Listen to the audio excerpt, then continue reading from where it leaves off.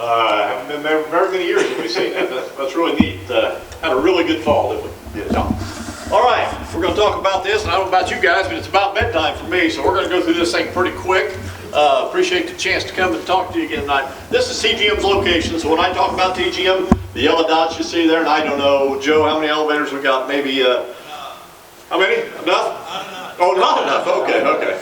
All right. Anyway, there's 35 or 40 of them there, I guess. So when I talk about TGM, that's what we're going to be talking about.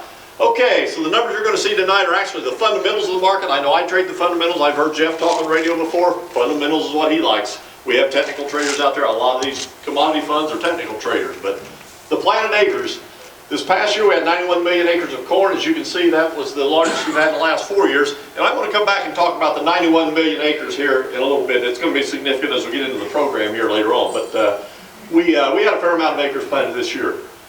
U.S. corn yield, we ended up with 175.8 bushels an acre. Does anybody know what the August yield estimate was? Anybody? 181.8. So we ended up with 175.8 this year. So we reduced that yield 6 bushels the acre. Anybody know what happened? We had dry weather. We've already talked about it, right? I think Michael talked a little bit about it. We had dry weather. We had the Draco storm come through. So you go knocking 6 bushel an acre off the yield. It changed the market a lot. Everybody says, well, I sold my crop too early because we sold it back in August. Well, we know a lot of that happened because of the 6 bushel the acre reduction yield, but we got some other things to talk about here also. U.S. corn production this year, actually it was the 3rd largest crop we've had. So we've had this rally thinking, hey, the crop is reduced, we don't have a lot of grain out there. It's actually the 3rd largest crop that we had this year, a little over 14 billion bushel. Back when we were talking about the 181 bushel per acre in August, we thought we were going to have a 15 billion bushel crop. It didn't turn out to be 15 billion, but still had a big crop. So we really didn't have a supply issue this year. We've had a great demand issue, and that's good. That's something we haven't been able to talk about here, especially with the tariffs that Austin was talking about a little bit ago. Okay, let's talk a little bit about the domestic use here. Weekly corn grind for ethanol. The red dots on the left-hand side is where we're at so far year to date. We had the big hiccup last year with the COVID situation. It just demolished our ethanol industry. And Jeff talked about it. I don't think there's been any funds go to the ethanol industry. We're really struggling to get that thing back up, going full bore. The blue line was last year, so you can see on a weekly basis, each one of those triangles represent a week. We are running behind for the year, but really not that bad. And we certainly don't see going forward we're going to have anything like last year where we had the big sell-off there in basically March through June of last year. So ethanol numbers look fairly decent, not back to where they were pre-COVID, but look pretty good. So now, we played with the calculator over here a minute ago. Renewable Fuels Association, in their press release trying to get money, said we've lost 2 billion gallons of demand because of COVID. 2 billion gallons of ethanol demand is how many bushels of corn ballpark? That would be roughly 700 million bushels of corn that we've lost because of the 2 billion gallon demand. And we have a 1.7 billion here. Exactly. We'd be looking at $5, $6 corn right now if that had not have happened. That's exactly right. Okay, grain consuming animal units. Austin talked a lot about the chickens there a while ago, but if you look, we've got a record amount of cattle out there right now. We've got a record amount of hogs out there right now. We've got a record number of poultry out there. So our feed demand is a record. If I was talking here last year, it would have been very, very similar to that. These livestock numbers continue to go up year after year. Big demand for protein, not only here in the U.S., but around the world. So exports of meat's been very, very good this year also. So U.S. feed use of corn, we're using about 5.8 billion bushel of corn for feed. And as you can see, it's not quite as big as it was last year. So why isn't it as big as it was last year? We just said we got record livestock numbers up there. I can't figure that out. Actually, I think the USDA is going to come back in here and we're going to see that feed demand get kicked up. We're only talking about a 1.7 billion bushel carryout right now, so we've got to be really, really careful this early in the year of getting the demand up too high. And when I say that, I mean we as producers would love to see that demand up higher and kick it in quicker. And if you guys remember the last 2 years in September, we've had a retroactive adjustment of about 300 million bushel. We think a lot of that's due to the feed demand. So we're hoping maybe the USDA will pick up on that a lot quicker this year, and this number will be up close to 6 billion bushel. That being the case, our carryout's going to be much, much tighter than what we're looking at right now. So U.S. exports, as you can see, we got record exports out here for corn this year, right?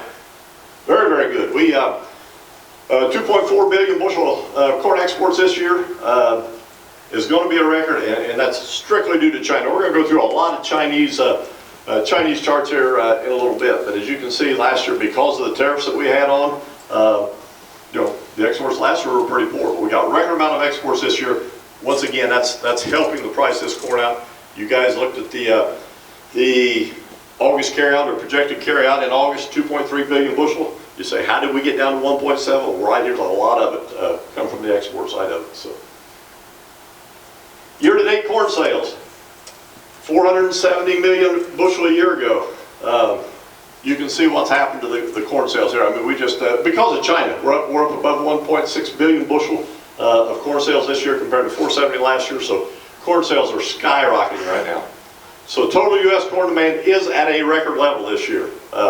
We've never used more corn than what we're going to use out of the United States this year. And look at last year, it was the lowest we'd had in the previous 4 years. So what a difference a year makes here as far as corn demand goes. So, if this was to be in August, I give one, I think, also we had one market outlook back in August, the only one we've had all summer, so it was actually down in Clay County, we was able to have one last year. But this was the chart we were showing back in August. Carryout, you say, why was corn trading sub $3 a bushel, and it was under $3 a bushel in the cash market back in August? Our projected carryout was close to 3 billion bushel of corn.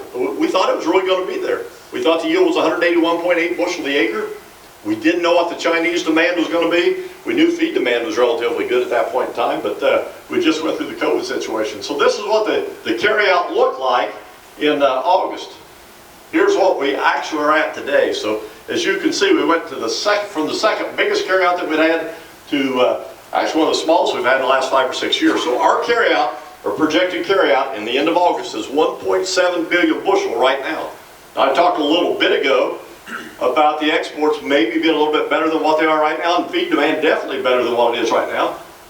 Perhaps the ethanol, it looks like the ethanol grind is going to be even a little bit better than what they're projecting. So the graph on the right-hand side should go down somewhat from where we're at right now, and it's a fairly tight situation right now with 1.7 billion bushel carryout on U.S. corn ending stocks.